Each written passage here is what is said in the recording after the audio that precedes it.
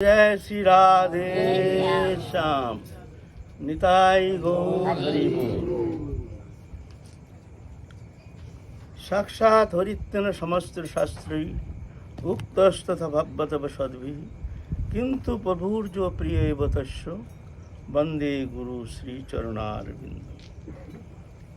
समस्त शास्त्र पुकार पुकार के कहते हैं गुरु साक्षात भगवान।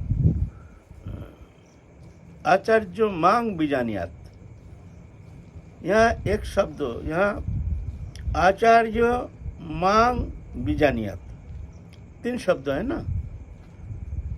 आचार्य माने गुरु, मांग माने मेरे को, बीजानियात माने जानना। आचार्य माने गुरु मेरे को ही जानना। इसमें क्या टीका करोगे? कौन सा टीका करोगे? जो टीका करता है वो तो माने शास्त्र का तात्पर्य को अवहेलन करते हैं, अपना मनमुखी कुछ कहना चाहते हैं तो इसका आवरित करके नाना प्रकार अपना मत स्थापना के लिए गुरु को कभी कभी भक्त बना देते हैं, मनुष्य बना देते हैं। कहते हैं गुरु को मनुष्य बुद्धि जो करता है उसका साधन भजन सब समाप्त हो जाता है। गुरु साक्षात भगवान। आप गुरु का कितना स्वरूप है इस विषय में थोड़ा जानना जरूरी है। गुरु कितना स्वरूप में हमारे सामने विद्यमान है।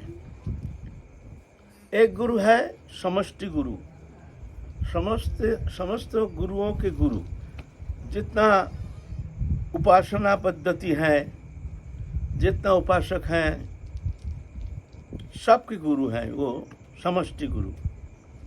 राम के गुरु, कृष्ण के गुरु और जितना है सबके गुरु वो भगवान है। गुरु तत्व के ऊपर और कोई तत्व है नहीं। तो समष्टि गुरु को लेकर कोई वितर्क है नहीं, तर्क वितर्क है नहीं। समष्टि गुरु साक्षात पूर्ण ब्रह्म सनातन भगवान। इस पे किसी का कहीं कोई शास्त्र में किसी में कोई दो राह है नहीं। और एक गुरु है हमारी उपासना पद्धति में, एक ब्रज उपासना, एक नवद्वीप उपासना। यहाँ नवद्वीप उपासना में गुरु हैं महाप्रभु के दास, सच्चिदानंद स्वरूप, महाप्रभु का ही प्रकाश। ये जो स्वरूप है ये भगवान नहीं, प्रभु के दास है। पूर्ण ब्रह्म सनातन भगवान नहीं, ये प्रभु के दास है। इसमें भी कोई संदेह नहीं, इसमें कोई मतानैक्य है नहीं। सब ऐसे ही धारणा करते हैं, चिंतन करते हैं, उपासना करते हैं। जब भी हम चिंतन करते हैं सभी ऐसे ही चिंतन करते हैं। और एक गुरु है वृंदावन में जो राधा कृष्ण कुंज में विराजमान है। वहाँ मंजरी स्वरूप में हमारे गुरु रूपाशों की मंजरी विराजमाना है। वो राधा रानी के किंकरी, राधा रानी के सहचरी है, भगवान नहीं है। सच्चिदानंद तनु, ऐसे पंचभौतिक नहीं, ये तो सत्य है। वहाँ पंचभूत का कोई प्रवेश है ही नहीं। वहाँ जोगमाया कृत राधा रानी के कृपा प्रदत्त वो स्वरूप। जब साधन करते हैं, साधने भाविबे जहा सिद्ध देह पावेता पक्का पक्का मात्र से विचार। अपक्के साधन रीति बाकिले से प्रेम भक्ति भक्ति लक्षण तत्व सा। इनके प्रश्न में हम आ रहे हैं, थोड़ा सा ये क्लियरेंस देने के लिए, थोड़ा सा इसका स्पष्टीकरण करने के लिए हम थोड़ा सा भूमिका ले रहे हैं। तो साधन अवस्था में जब वो चिंतन करते हैं मंजरी स्वरूप, राधा रानी के सहचरी स्वरूप, गुरु प्रदत्त स्वरूप, नाम रूप वर्ण वस्त्र अलंकार सेवा कुंज स्थिति, ये स्वरूप चिंतन करते हैं तो क्या होता है? वो चिंतन राधा रानी की कृपा से पुष्ट होता है। धीरे धीरे धीरे धीरे राधा रानी की कृपा से वो स्वरूप जागृत हो जाता है। और उस स्वरूप में जा करके ये जीव चैतन्य सत्ता, हमारे जो जीव चैतन्य सत्ता ये फंसा हुआ है। ये तो एक तो सूक्ष्म शरीर, एक स्थूल शरीर, एक कारण शरीर, तीन शरीर, तीन प्रकार शरीर है। स्थूल शरीर है पंचभौतिक शरीर, अग्नि जल आकाश वायु पृथ्वी, ये पांच तत्व से बना हुआ शरीर, इसलिए इसको कहते हैं पंच महाभूत, इसलिए जीव को कहते हैं भूत। अदृष्ट सर्वभूतनां, भूत माने शरीरधारी, पंचभौतिक शरीरधारी जितना जीव है सब। ये आवरण, इसके भीतर एक सूक्ष्म शरीर है, वह गुणमय शरीर, गुण से आवरित है। ये पंच तत्व अग्नि जल आकाश वायु छोड़ करके और जो तत्व है 19 तत्व से बनी हुई वो गुणमय शरीर। पांच कर्मेंद्रियों, पांच ज्ञानेन्द्रियों, शब्द स्पर्श रूप रस गंध, मन बुद्धि चित्त अहंकार, पांच कर्मेंद्रियों, पांच ज्ञानेन्द्रियों, ये 19 तत्व लेकर के सूक्ष्म शरीर, वो आवरित शरीर, आवरण है, एक गुणमय आवरण है, स्थूल नहीं, गुणमय आवरण है। वो आवरण से तदात्मता है। बीज रूप में जीव जब है तो शरीर से निष्क्रांत होते समय भी वो गुणमय शरीर से आवृत होने के कारण ऐसा ही शरीर धारण करते हैं जीव। वो गुणमय शरीर, वह सूक्ष्म शरीर, वो शरीर जब तक नष्ट नहीं होता है तब तक जीव को संसार चक्र में फिर आना पड़ता है। वही है मूल कारण, स्थूल वही सूक्ष्म शरीर, आवृत शरीर जो है। उसके ऊपर है एक कारण शरीर। कारण माने सूक्ष्म शरीर जब भंग होता है तब आता है कारण शरीर। कारण माने शुद्ध स्वरूप है, लेकिन तुम चाहे तो माया जगत में भी आ सकते हो, चाहे तो तुम भगवत चिद्धाम में भी जा सकते हो, तुम्हारी इच्छा। इच्छा तो साधक चिद इच्छा रखते हैं कि हम प्रभु की सेवा करेंगे, हम प्रभु की सेवा करेंगे, ये चिद इच्छा लेकर के साधक साधन करते हैं। तो कारण शरीर में जा करके वो स्वरूप, राधा रानी की कृपा प्रदत्त जो स्वरूप है, उस शरीर में जा करके वो सच्चिदानंद चिन्मय दिव्य राधा रानी के कृपा प्रदत्त स्वरूप, उस पे जाके ये जीव चैतन्य सत्ता विलय हो जाता है। जैसे अभी पंचभूत में, पंचभूत शरीर में हमारी चेतन सत्ता विलय है, पंचभूत अलग, हम अलग, लेकिन दोनों तदात्म होकर के शरीर बन गए हैं। लेकिन वहाँ पंचभूत नष्ट हो जाता है, गुणमय शरीर भी नष्ट हो जाता है, फिर उस चित्त स्वरूप जो है वो राधा रानी के कृपा प्रदत्त स्वरूप में विलय हो जाता है, वो सच्चिदानंद स्वरूप। ये स्थूल शरीर है अशुद्ध सत्व। क्यों? इसमें नाना प्रकार गंदगी भरा हुआ है शरीर के अंदर। रस रक्त मांस मेद अस्थि मज्जा शुक्र, सप्त धातु से बना शरीर, गंदगी से गंदगी है। एक तत्व अगर बाहर आ जाए तो हमको छूने से भी हमको स्नान करना पड़ेगा। रस रक्त मांस अस्थि मज्जा शुक्र है ना, बाहर आने से क्या हम अपवित्र मानते हैं ना, ये तत्व ही पूरा अपवित्र है, पंचभूत से बना शरीर। इसीलिए ये अशुद्ध सत्व। तो जब ये स्थूल शरीर नष्ट हो जाता है साधन के द्वारा, साधन नहीं तो मृत्यु से तो ये तो ऑटोमेटिकली नष्ट हो जाता है। ये तो मातृ जठर में शुरुआत, श्मशान में परिसमाप्ति। मातृ जठर में हमको मिला है शरीर, श्मशान में ये शरीर छोड़ के हमको जाना पड़ेगा। फिर वो सूक्ष्म शरीर लेके जीव निष्क्रांत होता है। फिर कर्म संस्कार अनुसार, फिर जैसे कर्म संस्कार तद अनुसार उसको शरीर मिलता है। 84 लाख योनि में कर्म संस्कार अनुरूप उसको फिर ऐसा ही शरीर मिलेगा। वो सूक्ष्म शरीर नष्ट होने का बाद जाकर के शुद्ध सत्व में पहुंचता है।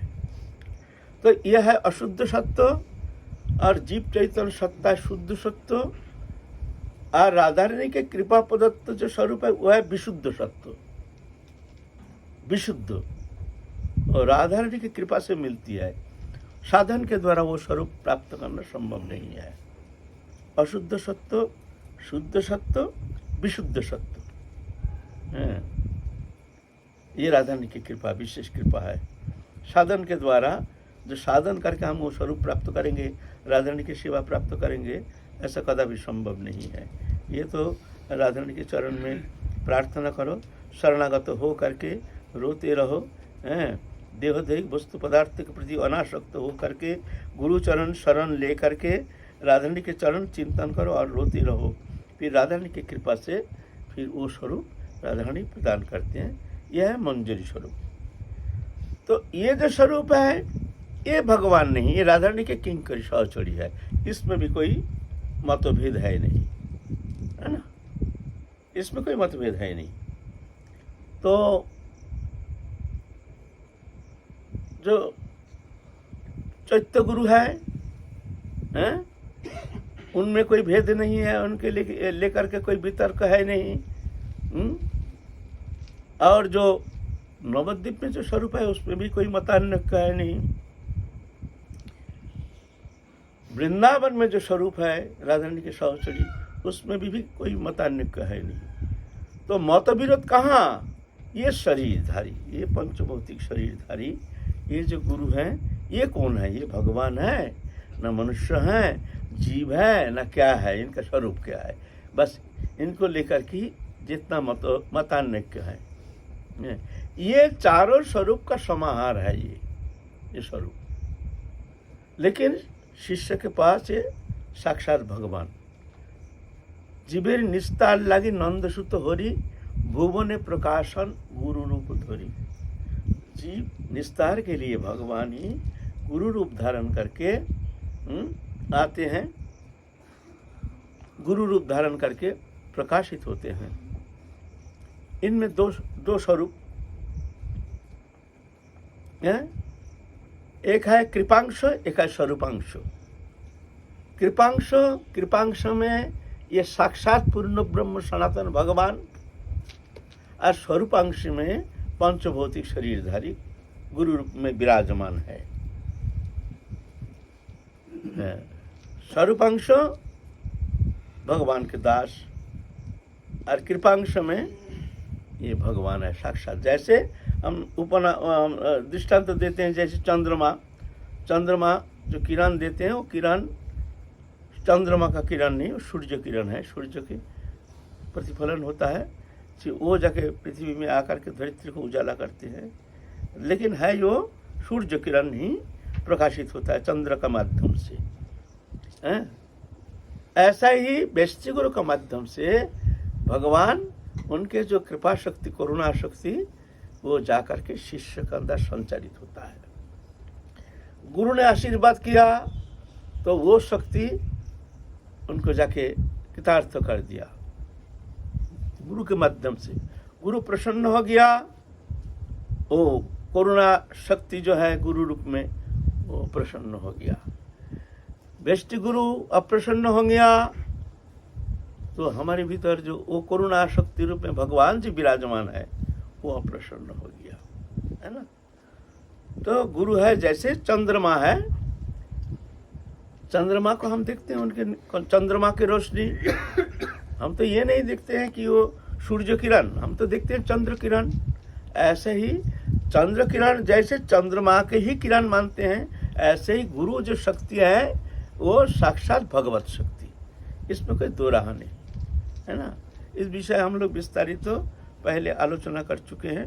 अब गुरु अगर भगवान है तो उनके चरण में हम तुलसी क्यों नहीं दे सकते, है ना। देखिए, पहले सेवा क्या होती है? सेवा होती है प्रसन्नता, हमारे इष्ट की प्रसन्नता। हमारे इष्ट कैसे प्रसन्न होते हैं?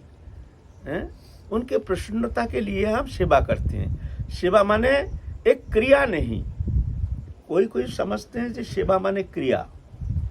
तो नौकर भी तो सेवा करता है। तो नौकर नौकरी करता है, काम करता है, तो नौकर कहेंगे नौकर सेवा करता है। सेवा थोड़ी, सेवा तो इष्ट के प्रसन्नता के लिए समर्पित हो करके, इष्ट के प्रसन्नता के लिए जो कर्म किया जाता है वही है सेवा। तो हमारे उपासना के विषय वस्तु है गुरु प्रसन्नता। गुरु क्या मानते हैं? अपने आप को भक्त मानते हैं, हम भक्त हैं। जैसे महाप्रभु जब आए हैं, महाप्रभु सबको दिखाए हैं। देखो श्रीवास अंगन में महाप्रभु जब महाप्रकाश दिखाए हैं, अरे शिवाशिया देख मैं कौन हूँ। श्रीवास पंडित देखते हैं जो यहाँ सच्चिदानंद भगवान नारायण रूप में विराजमान है। सब भक्त को बुलाए, देखो मैं कौन हूँ। सबको अपना अपना स्वरूप दिखा रहे हैं। मुरारीगुप्त तो दिख रहे हैं वहाँ राम दरबार, राम, सीता, जानकी माता, भरत, लक्ष्मण, शत्रुघ्न, हनुमान सब दिख रहे हैं। श्रीवास पंडित दिख रहे हैं साक्षात नारायण।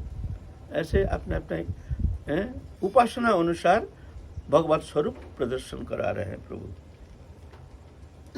लेकिन जब स्वाभाविक प्रकृतिस्थ अवस्था में जब महाप्रभु रहते हैं तो अपने को भक्त मानते। देखो मैं एक साधारण मनुष्य हूँ, तुम लोग ईश्वर बुद्धि करते हो, अच्छी बात है नहीं। मनुष्य को ईश्वर बुद्धि नहीं करना चाहिए। प्रकटकालीन महाप्रभु के चरण में कोई तुलसी दिया है ऐसे सुनने में आया नहीं। जब अद्वैत भवन में जब महाप्रभु को निमंत्रित होके आए हैं, वहाँ बहुत भोग लगाए हैं, बहुत सारे भोग, दुर्लभ वस्तु सब सामग्री संग्रह करके महाप्रभु के प्रसन्नता के लिए हृदय दे करके सोचिमत रंधन किए हैं। बहुत सारी सामग्री तुलसी दिए हैं, लेकिन भोग नहीं लगाए। क्यों? भगवान है महाप्रभु, पूर्ण ब्रह्म सनातन सच्चिदानंद विग्रह है। महाप्रभु तो स्वयं भगवान प्रेम पुरुषोत्तम है, बड़ा तत्व सीमा है। तो उन किसको भोग लगाएंगे? और महाप्रभु आके क्या कहते हैं? तुम लोग इतने सारी वस्तु ठाकुर जी को भोग लगाए हो। ओहो, हम भी भाग्यवान है कि वो प्रसाद हम भी थोड़ा सा प्राप्त होने का मौका मिलेगा। हम कितना भाग्यशाली है, ठाकुर जी को इतने सब भोग पदार्थ तुम लोग लगाए हो सेवा के लिए। मैं धन्य हूँ कि ऐसे आज प्रसाद पाने का हमको मौका मिल रहा है। वो भोग लगाए ही नहीं। तो है ना, तो महाप्रभु प्रसन्नता के लिए हम लोग ऐसे हम उपासना करते हैं ना, महाप्रभु की प्रसन्नता। तो प्रकटकालीन अवस्था में महाप्रभु अपने को भक्त मानते थे। उनके चरण में कोई तुलसी नहीं दिए कभी। एक बार तो गंभीरा में महाप्रभु विराजमान है, हजारों भक्त सब बंगाल से आए हैं, सब वहाँ से आए हैं। आ करके जय जय श्री कृष्ण चैतन्य महाप्रभु की जय, जय जय पूर्ण ब्रह्म सनातन महाप्रभु की जय, जय अगतिर गति भगवान कृष्ण चैतन्य महाप्रभु आए। बड़ा नाराज हो गया, तुम लोग ये क्या कर रहे हो, ये क्या बोल रहे हो? एक जीव को तुम लोग भगवान कहते हो? ये क्या है? ये कौन सा साधना है? ये कौन सा उपासना है? एक साधारण जीव है, हम एक जीव हैं, और हमको तुम लोग ऐसा भगवान बोल करके तुम लोग प्रचार कर रहे हो।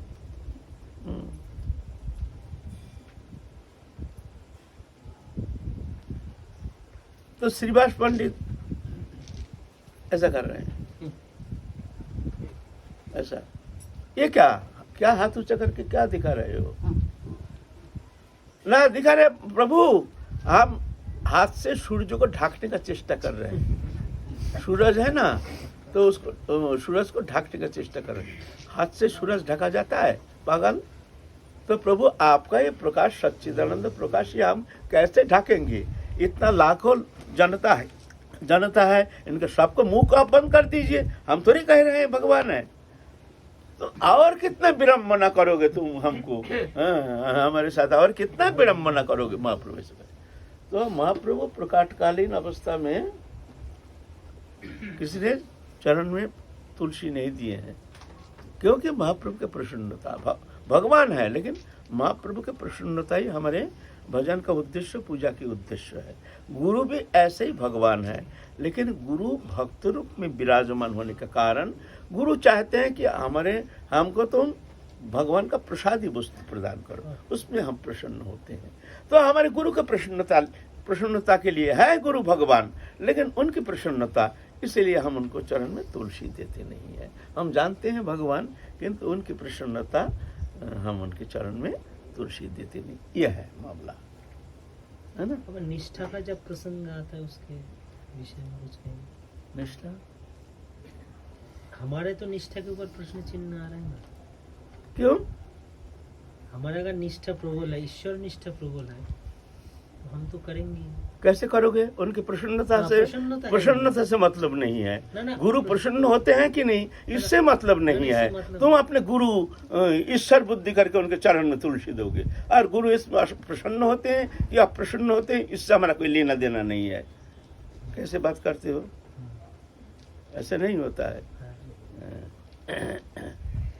हम लोग एक दिन भगवत निवास में रहते हैं, हमारे गुरु हम लोग सब रहते हैं। हम हैं, मुरारी बाबा है, कृष्ण गोविंदो है, और ऐसे सीतानाथ बाबा है सब। हम प्रतिदिन प्रातः काल परिक्रमा देते थे, आश्रम को परिक्रमा देते थे कीर्तन मंडली के साथ, अपना अपना सब। हम हैं, हमारे गुरु भाई सब ऐसे, और कोई है नहीं। हमारे गुरुदेव कहते, विनोद, वो वैष्णव लोग वहाँ से गए हैं ना, वहाँ से थोड़ा चरण रस ले आओ। और हमको वैष्णव लोग माने हम हैं, हमारे गुरु भाई जितना यही सब है, और कोई नहीं है। 3% और कोई है नहीं।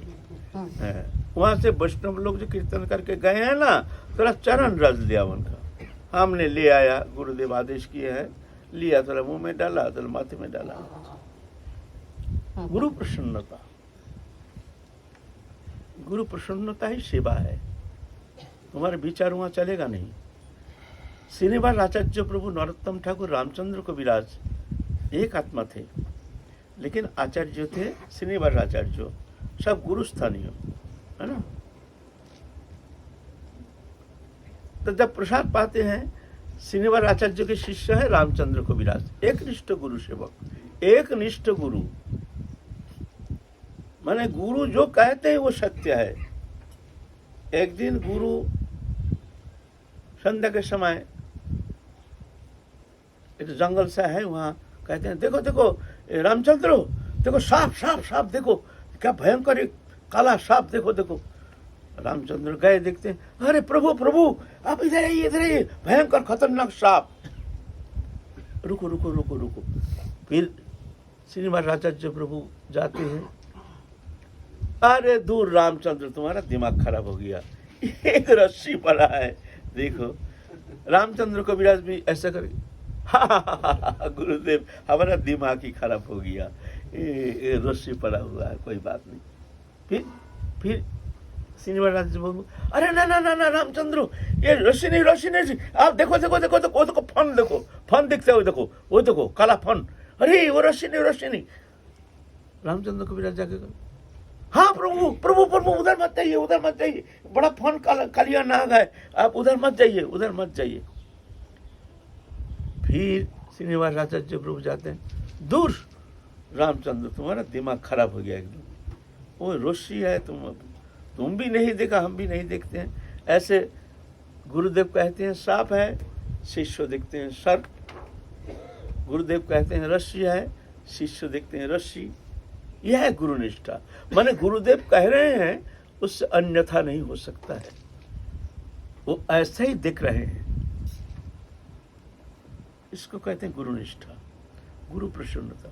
गुरुदेव भगवान है, वो जो कहते हैं सत्य है। गुरुदेव कहते हैं सर्प है, रामचंद्र कविराज देखते, गुरु कहते हैं तो सत्य सर्प है। गुरुदेव कहते हैं रस्सी है, तो देखते ये रस्सी है। इसको कहते हैं गुरुनिष्ठा। महाराज जी जब प्रसाद पाते हैं, गुरुदेव प्रसाद पा रहे हैं, श्रीनिवास आचार्य प्रभु, रामचंद्र आ जाओ, हम लोग एक थाली में प्रसाद पाएंगे। हाँ गुरुदेव आ रहे हैं, हाथ धो के। गुरुदेव ए नरोत्तम आ जाओ, हम लोग एक थाली में प्रसाद पाएंगे, सब शिष्य है।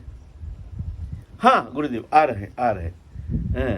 एक ही थाली, बड़ा थाली है, उधर गुरुदेव खा रहे हैं, शिष्य खा रहे हैं, बात कर रहे हैं, नरोत्तम ठाकुर खा रहे हैं, बात कर रहे हैं।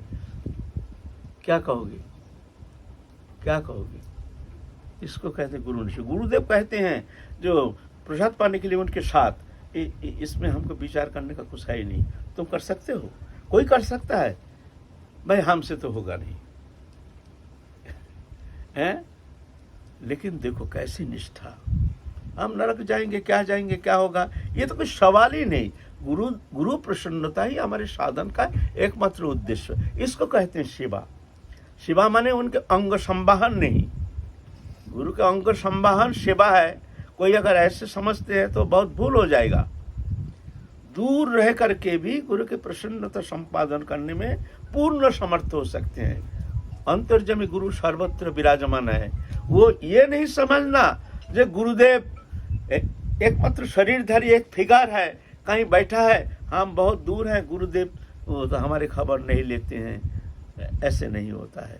गुरु सर्वव्यापक है। ऐसे जान करके गुरु चरण में एक निष्ठ होकर के भजन करने से गुरु अवश्य प्रसन्न हो जाते हैं, है ना, इसमें कोई संदेह नहीं। गुरु निष्ठा प्रबल होने पे शिष्य को स्वयं पता चल जाता है कि गुरु हमारी परीक्षा ले रहे हैं, या गुरु हमें कोई आदेश देके उससे प्रसन्न होंगे अगर हम उसको पालन करेंगे। हाँ, शिष्य जान जाते हैं, उसका हृदय कह देता है जे गुरुदेव की ये इच्छा है। एक निष्ठ गुरु सेवक जो है वो ठीक जान जाते हैं, है ना। तो ऐसे नहीं जो पास रह करके अंग संवाहन करने से ही गुरु प्रसन्न हो जाते हैं, यही प्रकृष्ट गुरु सेवा। ऐसे भ्रम में नहीं पड़ना चाहिए। गुरुदेव जैसे चाहते हैं ऐसे करना चाहिए।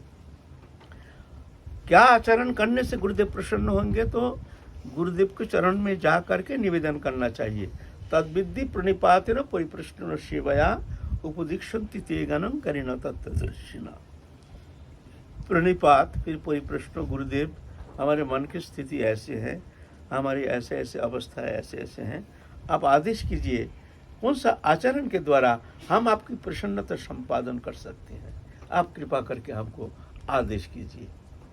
तब गुरुदेव कहेंगे तुम ये करो, ऐसा करो, ऐसा करो, तुम ऐसा। तो गुरुदेव के आदेश अनुसार तुमको उनके प्रसन्नता के लिए ऐसा ही कर्म करना चाहिए, उसमें गुरु प्रसन्न हो जाते हैं। हम लोगों का धारणा जब हम गुरु से दूर है, गुरु के चरण नहीं दबा पा रहे हैं, गुरु हमारे ऊपर प्रसन्न नहीं, ऐसा नहीं है। गुरु प्रसन्नता, गुरु आदेश, गुरु जैसे प्रसन्न होते हैं तद अनुसार आचरण करना ही गुरु सेवा है ना। ठीक है। कहीं कहीं गुरु आदेश की रक्षा करना बड़ा मुश्किल हो जाए। सेवा के रहते रहते, सेवा में जैसे रहते हैं, सेवा में कुछ आश्रम संबंधी प्रोटोकॉल रहते हैं कुछ, और उस समय बहुत सारे लोगों के बीच में रह कर के और सब कुछ एकदम समन्वय करके गुरु आदेश का पालन सही अनुरूप यथार्थ रूप से होना मुश्किल। एक निष्ठ गुरु सेवक होता है। अगर तुम एक निष्ठ हो, गुरुदेव तुम्हारे हृदय में बैठकर ही तुमको प्रेरणा देंगे। गुरुदेव इस स्थिति में हमको क्या करना चाहिए, गुरुदेव ही तुमको प्रेरणा देंगे। ददामि बुद्धि जुगं तंग जिनमाम उपजानती थे। गुरुदेव चैत्य गुरु रूप में हमारे भीतर विराजमान है। एक तो बेष्टि गुरु जो हमको शिक्षा प्रदान करते हैं, जो हमको मंत्र प्रदान किए हैं, जो हमारे मार्ग प्रदर्शन करते हैं, जो हमारे बेष्टि गुरु, और वही बेष्टि गुरु चैत्य गुरु रूप में हमारे हृदय में विराजमान है। गुरुदेव हमको क्या करना चाहिए इस स्थिति में। अगर तुम्हारी गुरु निष्ठा है तो तुम्हारे भीतर में गुरुदेव बता देंगे ये करो, ये ठीक है। एक बार क्या हुआ, हमारे आश्रमिक जीवन है, पहले आए हैं, आज से 40 साल पहले जब ब्रज में आए हैं, गुरु से दीक्षा प्राप्त करके थोड़ा सा आश्रम में ऐसे ही तारण भत्सन, ऐसे ही बड़े गुरु भाइयों का ऐसे व्यवहार, बहुत दुखी हो गए हैं। तो एक दिन क्या हुआ, गुरुदेव बैठे हैं, हम भीतर प्रवेश किए, एक बड़ा गुरु भाई गाली गलौज शुरू कर दिए हैं, गाली गलौज शुरू कर दिए हैं। तो हमको थोड़ा खुशी हुई, जो गुरुदेव के सामने हुआ है ना, तो गुरुदेव तो देख रहे हैं किसका दोष है, क्या किसका दोष नहीं है। तो वो तो गाली गलौज करके बंद, शांत हो गया। हम बाबा को कह रहे हैं, बाबा आप देखे हैं ना, ऐसे ही अकारण तारण वर्षण करते हैं। आप तो अभी देखे हैं, हमने कोई शब्द कहा, हमने तो कुछ कहा नहीं, हम तो आए हैं आपके पास और ऐसे ही गाली गलौज शुरू कर देते हैं, ऐसे ही करते हैं। गुरुदेव कहते हैं, हमने तो देखा तुम्हारा ही दोष है, हमने तो देखा तुम्हारा ही दोष है। तो हमने सुन करके थोड़ा खटका लग गया, अरे हमने कुछ कहा नहीं, अभी अभी आए हैं, कुछ घटना नहीं, कुछ भूल किए नहीं, और दोष हमारी है। हम कहते हैं अच्छा बाबा ठीक है, हमारा ही दोष है, तो आप कह दीजिए हमारे भूल कहाँ है, हम उस भूल को संशोधन कर लेंगे, हमको संशोधन करने का मौका दीजिए। अब बता दीजिए, अभी जो हमको गाली गलौज किए हैं, बताइए हमारे कहाँ दोष है, तो फिर हम उस भूल को संशोधन कर लेंगे, उनसे क्षमा याचना कर लेंगे। दोष तो तुम्हारा ही है, तुम्हारे ये अहंकार, तो तुम देख नहीं पाते हो तुम्हारा दोष, तुम्हारे अहंकार है, तुम देख ही नहीं पाते हो तुम्हारे दोष। तो हम बोले हैं तो गुरुदेव बताइए, जब हमारा ही दोष है, हमको समझ में नहीं आ रहा है, तो आप कृपा करके बता दीजिए अभी हमने क्या दोष किया। बोले तुम जो नहीं समझ रहे हो अपना दोष, यही तो तुम्हारा दोष है। तुम जो अपना दोष नहीं देख रहे हो, यही तो तुम्हारा सबसे बड़ा दोष है। तो हमारा थोड़ा गुस्सा आ गया भीतर भीतर, बाहर में तो कुछ कहे नहीं, भीतर भीतर थोड़ा गुस्सा आ गया, जे शायद उनके पक्ष ले रहे हैं गुरुदेव, हमारा दोष नहीं है, फिर भी चलो ठीक है। बाहर आ गए हैं, बाहर आके चिंता कर रही, तो हमारी विचार तो अच्छी नहीं है, गुरुदेव कहाँ है, सत्य कहाँ है, लेकिन हमारी विचार आया कैसे, जो गुरुदेव पक्षपात कर रहे हैं, बड़ा गंदा, हमारी विचारधारा तो ठीक नहीं है, ये ऐसे तो गुरु निष्ठा ऐसा तो नहीं होना चाहिए। ओहो, मैंने भीतर जैसे मान लो हमने बहुत भयंकर गलती कर गया, तुरंत एकदम बाहर आकर के गुरुदेव के ध्यान करके, गुरुदेव को चरण शरण करके चिंतन कर रहे हैं, गुरुदेव हमको क्षमा करो, क्षमा करो, हमको बुद्धि दो, बताओ हमारी गलती कहाँ है, हमको समझ में नहीं आ रहा है, हे गुरुदेव हम तुम्हारे शरणागत हैं प्रभु, तुम हमको कृपा करो। तो भीतर से ही उत्तर आ गया, तुरंत आंसर आ गया। मैं अपने अनुभव कह रहा हूँ, जो कह रहे हैं देखो ये वैष्णव जगत है, हर स्थिति में अपना दोष दर्शन करना ही वैष्णवता है।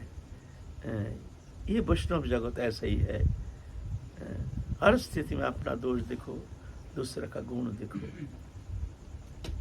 तो फिर मन थोड़ा प्रसन्न हो गया, फिर गुरुदेव के पास गए, गुरुदेव यही शब्द पुनरावृत्ति कर रहे हैं, देखो बड़े गुरु भाई अगर अकारण प्रहार भी करता है तो तुम कभी उनके दोष नहीं देखना, ये वैष्णव जगत है, यहाँ कभी जीतना नहीं, हार जाना, देखना तुम ही विजय प्राप्त करोगे, हर स्थिति में तुम हार जाना। देखो हम लोग सब हार के ही तो यहाँ आए हैं, अभी जीतने का क्या चेष्टा। इसीलिए बड़े प्रेम से किसी का दोष नहीं दिखना, समझना तुम्हारी दोष है, इसमें तुम्हारा कल्याण है। मन प्रसन्न हो गया, गुरुदेव देखो हमारे कल्याण के लिए कैसे अच्छा ज्ञान प्रदान किए हैं, धन्य है गुरुदेव, धन्य है, धन्य है। बड़ा मन प्रसन्न हो गया जी, इतना बड़ा ज्ञान हमको प्राप्त हुआ, हमको एक अच्छा ज्ञान मिल गया, किसी भी अवस्था में किसी का दोष नहीं देखना है। तो चैत्य गुरु जो है वो भीतर में है, वो शिक्षा देते हैं, वो बताते हैं, और अभिमान के कारण हम समझ नहीं पाते हैं। कभी कभी गुरुदेव का दोष देखते हैं, कभी कभी ये भी मन में समझते हैं जो गुरुदेव अभी वृद्ध हो गया, ये हो गया, वास्तव में उनका तो हर विषय में उनका एक्सपीरियंस तो नहीं है, तो ये ऐसा होना ही ठीक है। चलो उनसे पूछने का कोई ज़रूरत नहीं, ये ठीक है, क्योंकि वो समझते भी नहीं है ये वैषयिक व्यापार।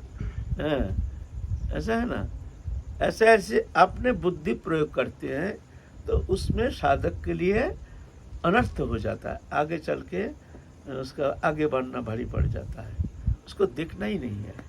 ऐसा प्रश्न आएगा क्यों मन में? गुरुदेव कम समझते हैं, इस विषय में गुरुदेव का एक्सपीरियंस कम है, ऐसा है ना। तो ये मन में ऐसा भावना आना ही नहीं चाहिए। एक निष्ठ साधक जो होता है वो ऐसे भावना करेंगे, हमारे गुरु पूर्ण समर्थी है, सर्वगुण संपन्न है, सर्व प्रकार निर्दोष है, समस्त शक्ति समन्वित है, सब कुछ करने में समर्थ है। ऐसे भावना लेकर के गुरु के प्रति एक निष्ठ होकर के गुरु सेवा में रहना चाहिए। अच्छा, जय जय श्री राधे श्याम। कोई